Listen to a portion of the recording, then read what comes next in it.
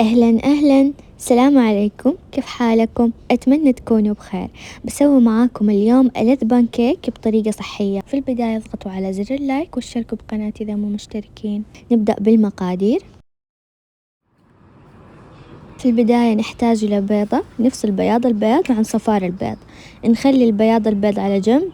بعدها أضيف ملعقتين زبادي على صفار البيض، وأضيف شوية فانيليا سائلة أو بودرة اللي متوفر عندكم.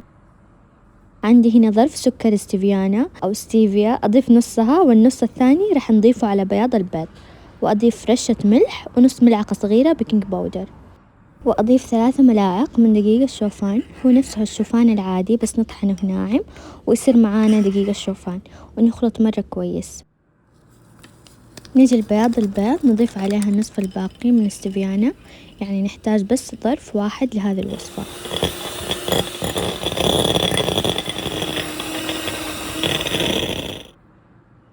ونخفق بياض البيض مرة كويس لين يوصل لهذا القوام. لما نقلب الوعاء ما يطيح بياض البيض. بعدها أضيف من خليط الشوفان شوي شوي ونخلط.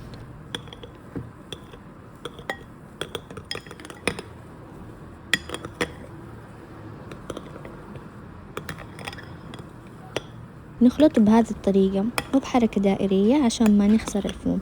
ولما نشوف إنه الخليط انخلط بشكل كافي نوقف الخلط.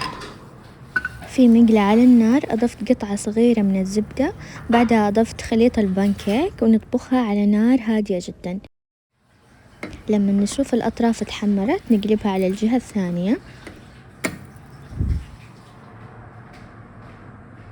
وأضيف قطرات من الموية وأغطي عليه لين يستوي على نار هادية.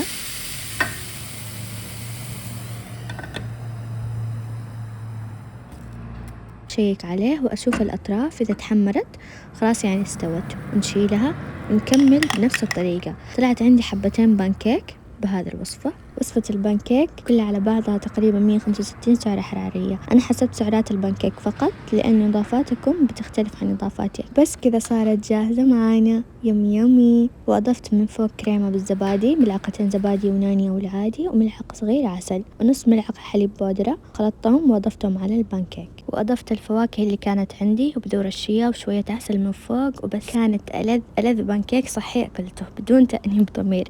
وبالعافية على اللي بيجربها، ولا تنسوا تضغطوا على زر اللايك وبس. شكرا على المشاهدة.